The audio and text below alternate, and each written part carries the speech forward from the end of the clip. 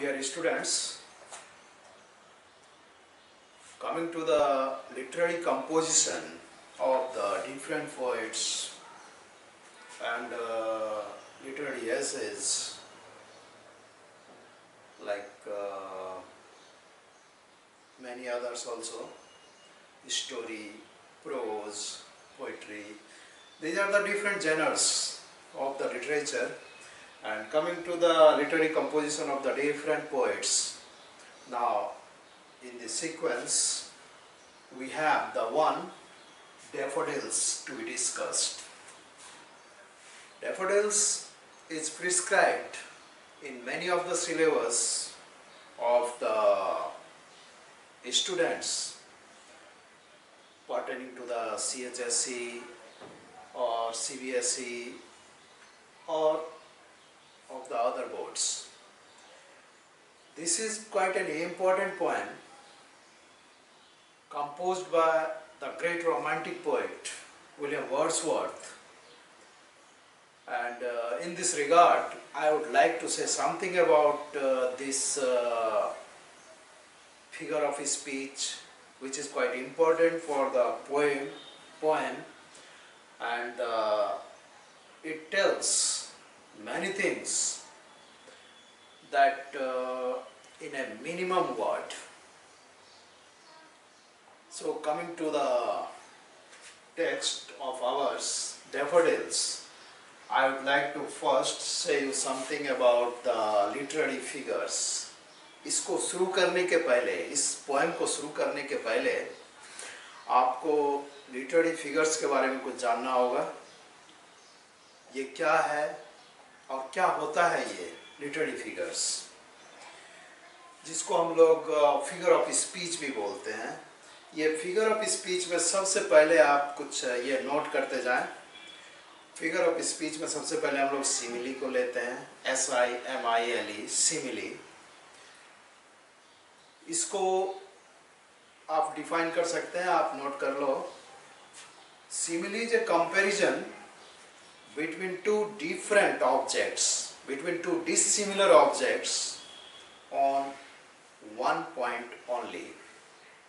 फिर से बोल रहा हूँ, simile is a comparison between two dissimilar objects on one point only.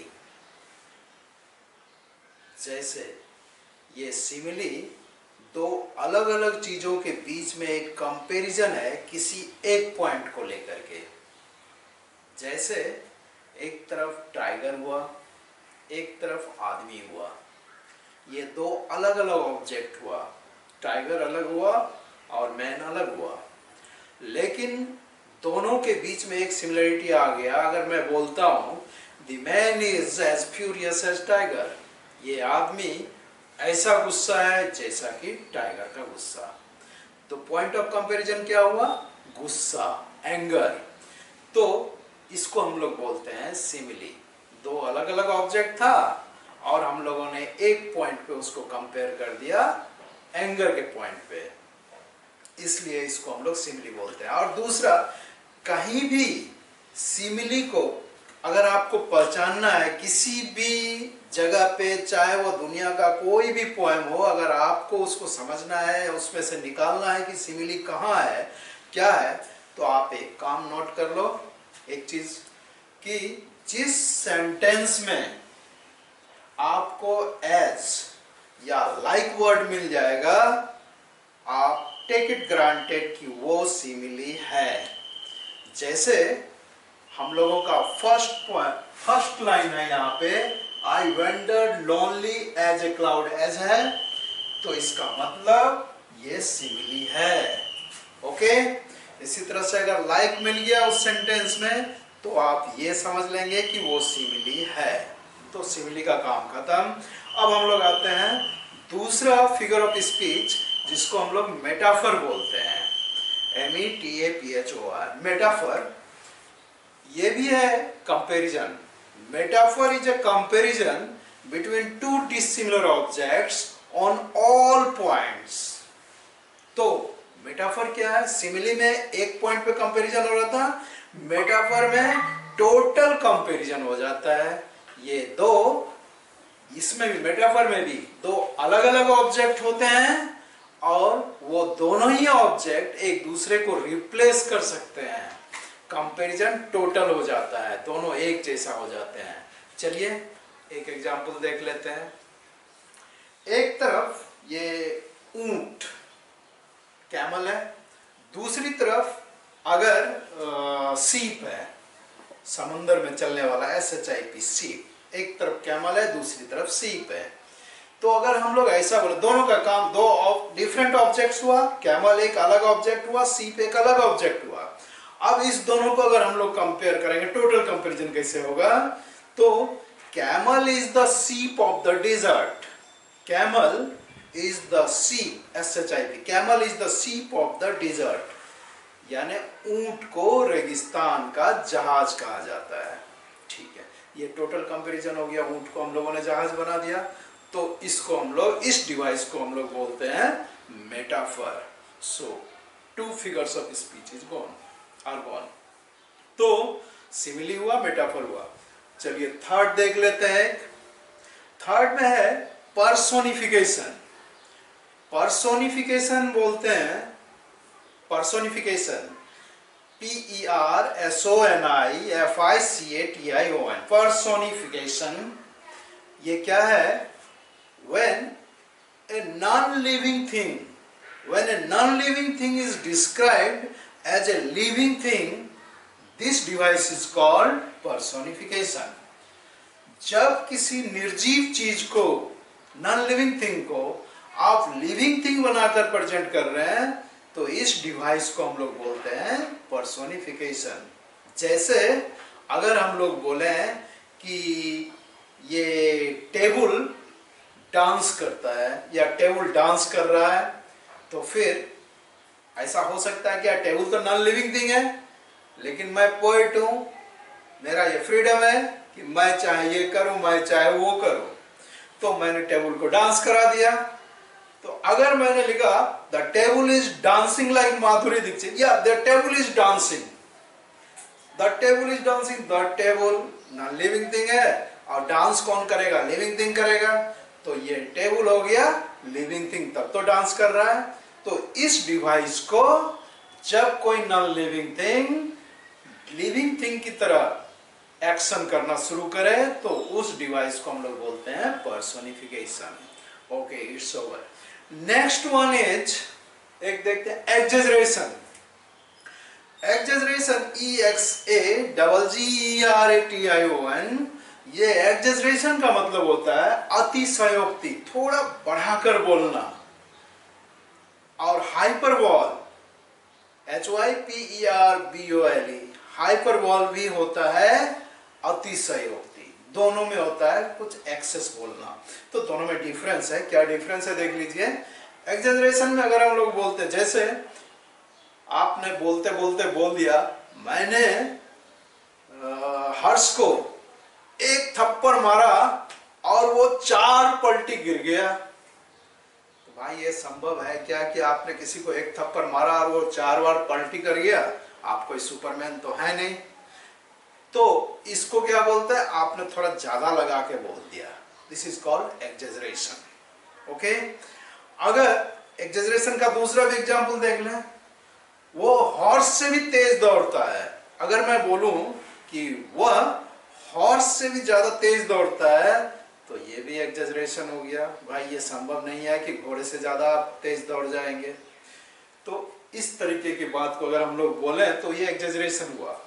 हाइपरबॉल उससे भी ऊंचा हो जाता है, ज्यादा फेंकना, बहुत ज्यादा फेंकना, जो कि लोग यकीन जल्दी नहीं करेगा। जैसे sometimes the lovers says, lovers लोग अक्सर गर्लफ्रेंड को चीट करने के लिए बोलते हैं, अरे तू कहे तो तेरे लिए आसमान से तारे तोड़ के ले आओ।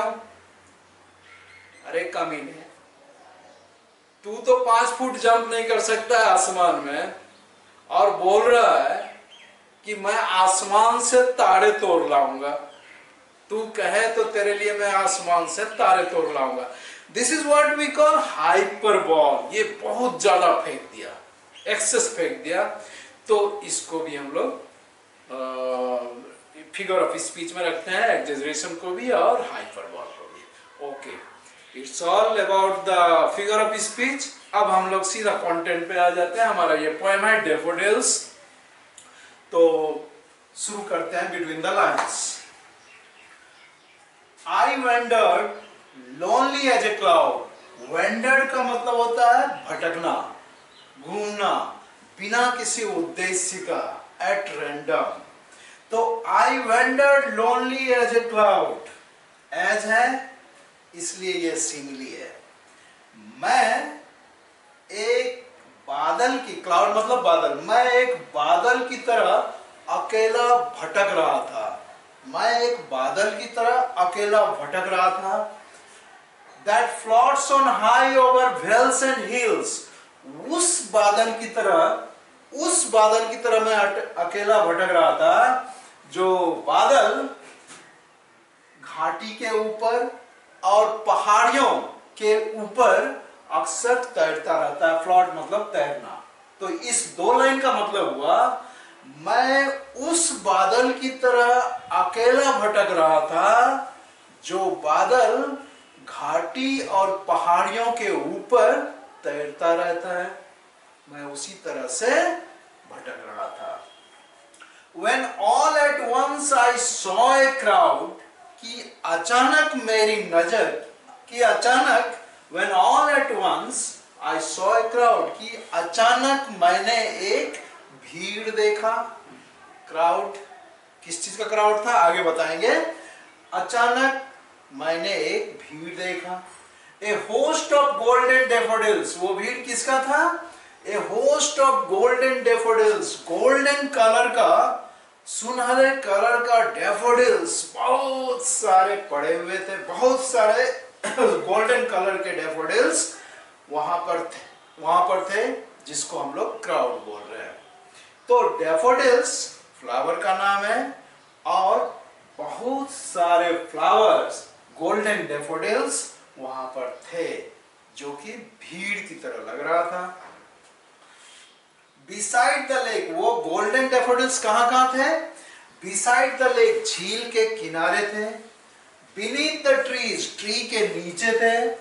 Fluttering and dancing in the breeze, और हवा के झोंके, ब्रीज मतलब हवा का झोंका, हवा के झोंके में वो सारे golden daffodils fluttering and dancing इधर उधर हो रहे थे। यानी वो हवा का झोंका का इफेक्ट था कि वो गोल्डन डैफोडिल्स सब झूम रहे थे, इधर उधर हो रहे थे।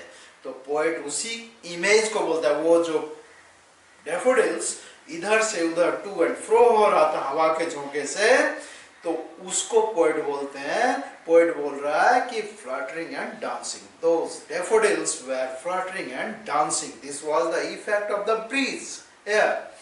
तो इस स्टांजा का एक मीनिंग फिर से आपको दे रहे हैं। मैं एक आवारा बादल की तरह ऐसे भटक रहा था घाटी में, जैसे वो बादल घाटी के ऊपर और पहाड़ियों के ऊपर घूमता रहता है बिना किसी उद्देश्य का। मैं भी बिना किसी उद्देश्य का उस घाटी में भटक रहा था कि अचानक मेरी नजर फूलों के उस कतार पे चली गई जो गोल्डन सुनहरे कलर का डैफोडिल्स था। उस पे मेरी नजर चली गई, और वो डैफोडिल्स कहां था? झील के किनारे भी था, पेड़ के नीचे भी था, मतलब बहुत दूर तक फैला हुआ था वो डैफोडिल्स। और वो सारे डैफोडिल्स हवा के झोंके में इधर से उधर झूम रहे थे। They were fluttering and dancing. Second stanza आते हैं। Continuous as the stars that shine. 1 point is more. फिर आया आपके पास एज आया, it means simile is working there. Continuous as the stars that shine. तो स्टार, जिस तरह से स्टार्स चमकते हैं, लगातार ये स्टार्स चमकते रहते हैं, ठीक उसी तरह से continuously. And twinkle on the Milky Way. Milky Way का मतलब होता है गैलेक्सी, आकाश गंगा जिसको आप बोलते हैं। मिल्की वे आसमान में होता है, मिल्की वे जिसको गैलेक्सी भी बोलते हैं, ये आकाश गंगा कहलाता है। तारों का बहुत बड़ा झुंड होता है ये। तो वो तारों के झुंड अक्सर चमकते रहते हैं। तो ये डैफोडिल्स के बारे में जो कंपेयर कर रहा है पॉइंट ऑफ कंपेरिजन है शाइनिंग। तो डैफोडिल्स इस तरीके से चमक रहे हैं वहां नीचे क्राउड में, जैसे आसमान में आकाश गंगा में तारे जैसे हमेशा चमकते रहते हैं, ये गोल्डन डैफोडिल्स भी उसी तरह से चमक रहा है। Continuous as the stars that shine and twinkle on the Milky Way, they stretched in never-ending line. They stretched in never-ending line. इस लाइन पे आ जाइए। वो इतने दूर तक फैले हुए थे, वो गोल्डन डैफोडिल्स इतनी दूर तक फैले हुए थे, जैसे लगता है कि इसका कहीं अंत ही नहीं है, ये अंतहीन है। अब इस पॉइंट को आप लोग थोड़ा सा गौर कीजिए, इस लाइन को, they stretched in never ending line, वो कभी नहीं खत्म होने वाले लाइन में फैले हुए थे। क्या ये संभव है? हर चीज खत्म होता है, हर चीज की एक सीमा होती है। इवन पृथ्वी की भी एक सीमा है, ये भी एक निश्चित सरकमफ्रेंस पे है। तो ऐसा क्या संभव है क्या कि वो फूल कभी खत्म नहीं होगा? कहीं ना कहीं तो खत्म हो ही गया होगा, लेक भी खत्म हो गया होगा। तो इसको हम लोग बोलते हैं एग्जैजरेशन। पोएट ने कुछ ज्यादा बोल दिया है कि वो कभी नहीं खत्म होने वाला लाइन था, ऐसा नहीं है, इसलिए इसको हम लोग बोलते हैं एग्जैजरेशन। थोड़ा बढ़ा करके पोएट ने बोल दिया है। तो दे यहाँ पे किसके लिए है? गोल्डन डैफोडिल्स के लिए। They stretched in never ending line along the margin of a bay, bay मतलब घाटी, उस घाटी के किनारे, मार्जिन मतलब किनारा, उस घाटी के किनारे ये डैफोडिल्स पूरे दूर तक फैले हुए थे। ऐसा फैला हुआ था जैसा लग रहा था ये कभी खत्म ही नहीं होगा। Next, 10,000 saw I at a glance, ये थोड़ा और ज्यादा फेंक दिया है पोएट कि मैंने, ग्लांस मतलब झलक, मैंने एक झलक में 10,000 डैफोडिल्स को देखा। मैंने एक झलक में 10,000 गोल्डन डैफोडिल्स को देख लिया। तो क्या यह संभव है? अगर आपको मैं बोलूं किसी चीज की ओर देखने के लिए, एक झलक आप देखो और इधर मुड़ जाओ, फिर मेरे को बताओ कि आपने कितना देखा, तो आप एक्यूरेट बोल देंगे 10,000 मैंने देखा। 9,999 नहीं देखा आपने, 10,001 भी नहीं देखा, एक्यूरेट आपने 10,000 देखा। ये थोड़ा ज्यादा बोल रहा है पोएट, इसलिए इसको भी हम लोग एग्जैजरेशन बोलो या हाइपरबोल बोलो। 10,000 saw I at a glance, ये भी एग्जैजरेशन में आएगा, हाइपरबोल में आएगा। तो tossing their heads in sprightly dance, मैंने 10,000 गोल्डन डैफोडिल्स को देखा जो tossing their heads in sprightly dance, वो फूल डैफोडिल्स, उसका डैफोडिल्स वो हेड हुआ, वो अपना इधर उधर टू एंड फ्रो हो रहा है उस हवा में। मैंने झूमते हुए 10,000 डैफोडिल्स को देखा। ये टॉसिंग क्या होता है? जैसे कभी कभी आपको नींद जब नहीं आती है बेड पे, आप तकिया पे अपना सर रखे हुए हैं और नींद नहीं आ रही है, तो आप करवटें बदलते हैं, कभी इधर कभी उधर, कभी इधर पलटते हो कभी उधर पलटते हो। तो इसको हम लोग बोलते हैं टॉसिंग ऑन द बेड। आप बेड के ऊपर टॉस कर रहे हैं, टॉसिंग ऑन द बेड, तो करवटें बदलना। यहाँ भी वही है, डैफोडिल्स अगर ऐसा है तो वो क्या हो रहा है, कभी इधर हो रहा है और कभी इधर हो रहा है। दिस पोर्शन और this image is called tossing. Okay, तो इस सेकेंड स्टैंजा को हम लोग कंक्लूड करते हैं। Continuous as the stars that shine and twinkle on the Milky Way, जिस तरह से आकाश गंगा में, आसमान में तारे हमेशा चमकते रहते हैं, ठीक उसी तरह से गोल्डन डैफोडिल्स भी झील के किनारे चमक रहे थे और वो इतनी दूर तक फैले हुए थे जो लगता था कि कभी खत्म ही नहीं होगा। मैंने एक झलक में 10,000 डैफोडिल्स को देखा जो हवा के झोंके के इफेक्ट में डांस कर रहे थे, कभी इधर हो रहे थे कभी उधर हो रहे थे। तो ये सेकेंड स्टैंजा ओवर हुआ। Now coming to the third stanza, the waves beside them danced. The waves, wave मतलब तरंग, लहर। ये तरंग कहां उठेगी? झील के किनारे था वो गोल्डन डैफोडिल्स। तो ये पोएट बोल रहा है, this is the imagination of the poet, इसीलिए इसको बोलते हैं रोमांटिक इमेजिनेशन या image. Poet just making an imagination कि उस झील के पानी में जो तरंग लहर उठ रही है, तो पोएट सोचता है कि ये तरंग क्यों उठ रही है?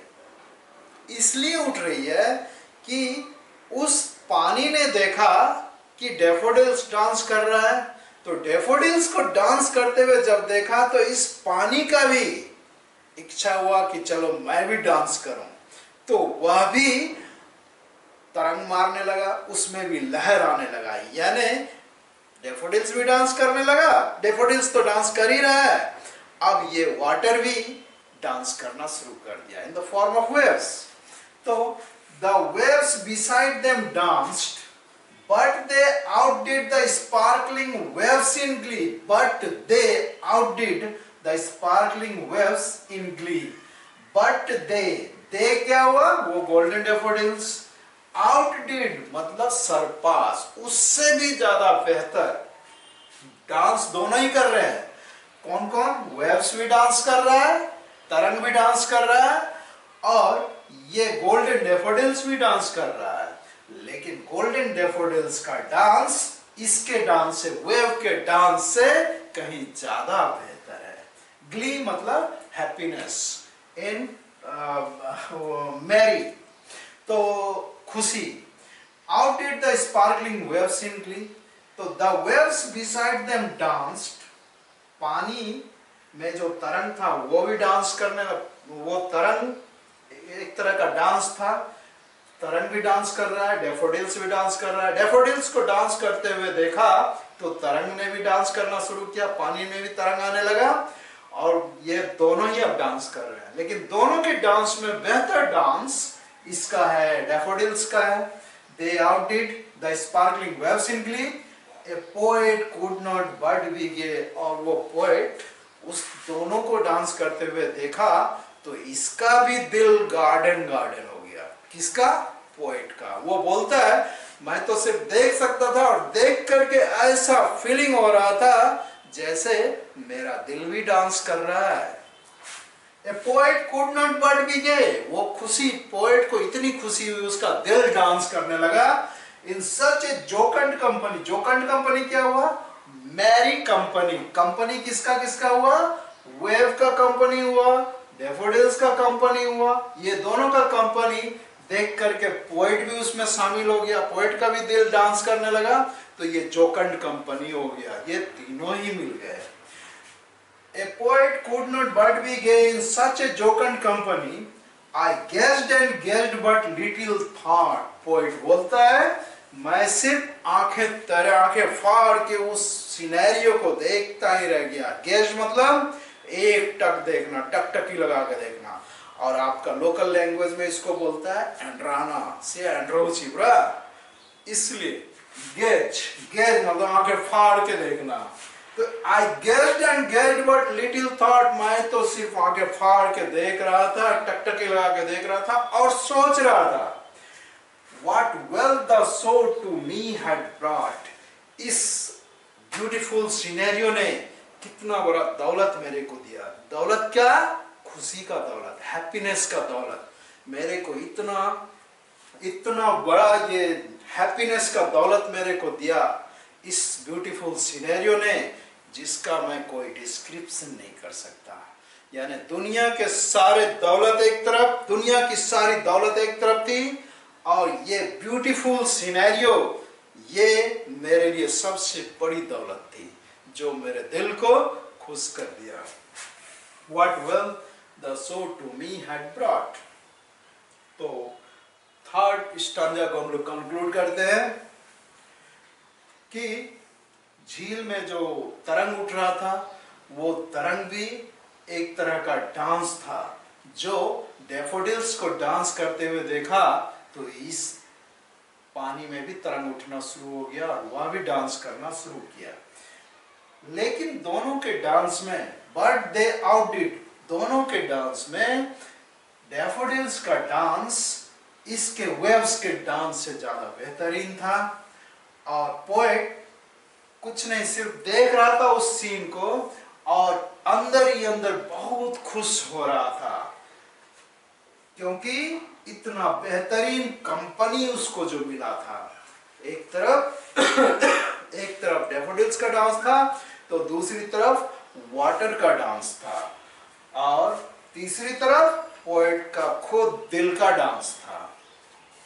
आई गेस्ड एंड गेस्ड, पोएट बोलता है, मैं तो सिर्फ देखता चला जा रहा था उस ब्यूटीफुल सीनेरियो को और सोच रहा था कि कितनी बड़ी दौलत मुझे आज मिल गई। और ये दौलत थी खुशी की। प्रकृति के अंदर खुशी की भरमार है। प्रकृति में अगर आप जाओ तो इतना बेहतरीन दौलत आपको मिलेगा कि आपको किसी और दौलत की जरूरत नहीं पड़ेगी।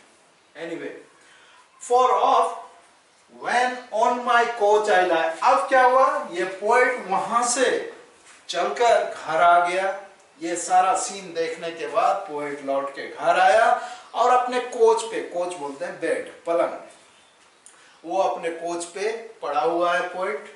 For oft when on my couch I lie, अक्सर जब मैं अपने बिस्तर पे पड़ा होता हूँ, कोच पे पड़ा होता हूँ, इन वैकेंट और इन पेंसिव मूड, चाहे मेरा दिमाग खाली हो या पेंसिव मतलब भरा हुआ हो, चिंताओं से भरा हुआ हो मेरा दिमाग, मैं खाली दिमाग में हूं या चिंता से भरा हुआ दिमाग में हूं, जब कभी अपने बेड पे जाता हूं तो वही सीन मुझे फिर याद आता है डैफोडिल्स का। They flash upon their inward eye, they, वो golden daffodils, they flash upon, flash की तरह मेरे माइंड में चमकने लगता है, यानी वो बैकग्राउंड इमेज, वो सीनेरियो फ्लैश बैक होता है। वो जो मैंने देखा था वो सीन, वो अभी बेड पे रिकलेक्ट हो रहा है, मैं फिर से उसको देख रहा हूं। दैट इनवर्ड आई, कैसे देख रहा हूं, तो इनवर्ड आई से अपने अंतरात्मा का जो ध्यान है, उस अंतरात्मा के ध्यान से मैं उस सीन को फिर से क्रिएट कर रहा हूं और देख रहा हूं। कहां, अपने बेड पे सोए सोए। Which is the bliss of solitude, solitude मतलब एकांतपन। यही तो ब्लीस है, एकांतपन में रहने का यही तो मजा है कि जब आप एकांतपन में रहते हैं तो ये ख्याल, जो सीन आपने पहले देखा था, वो आपके दिमाग में घूमता है, यही है bliss. And then my heart with pleasure fills, और फिर उस ब्यूटीफुल सीन को याद करते हुए, फ्लैशबैक को अपने दिमाग में लेते हुए, याद करते हुए, रिकलेक्ट करते हुए, मेरा दिल फिर से नाच उठता है। वही सीन फिर से होने लगता है जब मैं जोकंड कंपनी में जिस तरह से डांस कर रहा था। And then my heart with pleasure fills, फिर से मेरे दिमाग में, फिर से मेरे हृदय में वही खुशियां छा जाती है। And dances with the daffodils, और फिर मैं उसी डैफोडिल्स की तरह डांस करने लगता हूं। यानी इस लास्ट स्टांजा, कंक्लूडिंग स्टांजा में पोएट बोल रहा है कि मैं लौटकर अपने घर आ गया हूं। अब जब कभी मैं एकांत में अपने बिस्तर पे सोने जाता हूं, दिमाग खाली हो या भरा हुआ हो, मुझे वो सीन याद आता है डैफोडिल्स का, और फिर वो सीन को याद करके मेरा दिल फिर से एक बार खुशी से भर जाता है, और फिर उसी डैफोडिल्स के साथ मेरा दिल भी डांस करने लगता है। ओके, ये था पोएम। लेकिन इस पोएम का एक और आपको लास्ट कंक्लूजन दे दूं कि इसी पोएट्री को बेस करके विलियम वर्ड्सवर्थ ने एक बहुत बेहतरीन डिफिनेशन दिया है। अगर आपको कोई पूछता है व्हाट इज पोएट्री, किसी ने पूछा विलियम वर्ड्सवर्थ से व्हाट इज पोएट्री, तो बेहतरीन जवाब दिया और डिफिनेशन दिया विलियम वर्ड्सवर्थ ने। Poetry is the spontaneous overflow of powerful feelings recollected in tranquility. Poetry is the spontaneous overflow of powerful feelings recollected in tranquility. Tranquility मतलब शांत, एकांतता में. तो पोएट्री, जब कभी आप अकेले होते हैं और बीता हुआ ख्याल आपके दिमाग में आने लगता है, वो थॉट इतना ज़्यादा आ जाता है कि दिमाग पूरा भर जाता है और फिर वो थॉट ओवरफ्लो होने लगता है. जिस तरह से टंकी में पानी भर करके ओवरफ्लो होने लगता है, तो माइंड में भी आइडियाज इतना भर जाते हैं कि वो ओवरफ्लो होने लगता है और फिर आप पेन पकड़ के उसको लिखना शुरू करते हैं. तो ये स्पॉन्टेनियस ओवरफ्लो है, ये अपने आप बहना शुरू होता है. Spontaneous overflow of powerful feelings है. This is all about the poetry. तो इस पोएट्री में भी आपने देखा ये स्पॉन्टेनियस ओवरफ्लो कैसे है. पोएट अकेला है, कोच अपने बेड पे सो रहा है, ये सॉलिट्यूड है, एकांतपन है, कहीं कोई नहीं है, और फिर रिकलेक्टेड इन ट्रैंक्विलिटी. वो जो डैफोडिल्स का सीन वो देखा था, वो सब रिकलेक्ट हो रहा है उसको, और फिर उसने, पोएट ने पेन उठाया और ये पोएम को लिख डाला. This is all about the daffodils. Okay, see you in the next episode with some other poem or prose or poetry. Thank you.